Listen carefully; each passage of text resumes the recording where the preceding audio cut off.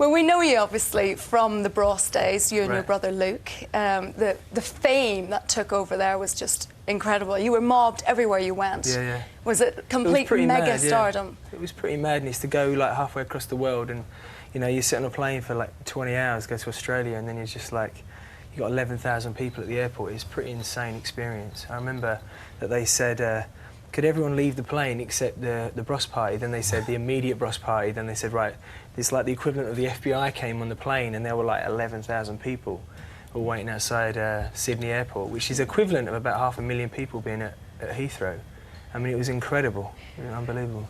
How did you cope with that? Because when fame kicked in, you were only 18, isn't that right? Yeah, I made the first album. I made the Push album when I was 17, and it was released when I was in the middle of my 18th kind of year. And then we had our first #1 when I was 19.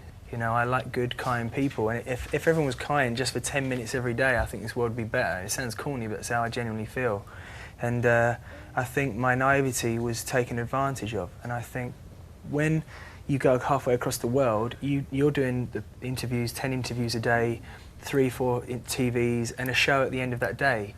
You should expect the manager or your people around you to look after the other side of the business. And the financial side? Not just the financial, but just the way you're perceived, the way that, you know, the way you're talked about and seen. And I think it is very difficult because nobody teaches you that. And this is my 11th year, believe it or not, in music, and I've had 17 hit records, and I'm not going away. I love singing. Singing's my life. Well, straight after Bros, I moved to Los Angeles. Basically, it all became a bit too much for me. I needed to find myself again. I needed to realise that there was life after Bros, you know. And I went to LA, and it was a good place to be because I could still make music with fantastic musicians. I worked at Paisley Park with Prince and stuff, and it was a good experience. I was still able to make music, but I could hide. Because I was slightly agoraphobic. I was frightened of like a lot of people and big spaces. It was a bit strange for me at the end of Bros. So the fame completely took over your life. You were mobbed everywhere you went. Yeah. Whenever the fame started to dwindle a little bit here, did you find it hard to cope with the lack of mobbing by the fans and the press? No, it's a decision I made. I didn't, you know, I could have gone somewhere where I was still, you know, our last album, we had 3 albums with Bros, and our last album was the most successful album in some countries. It outsold the Push album. It still sold over 1 million copies, and I could have gone to that country and, like, you know, got the old top up of the fame. I didn't want that. I wanted to find myself. And I mean, last year I had 8 top 10s in Europe.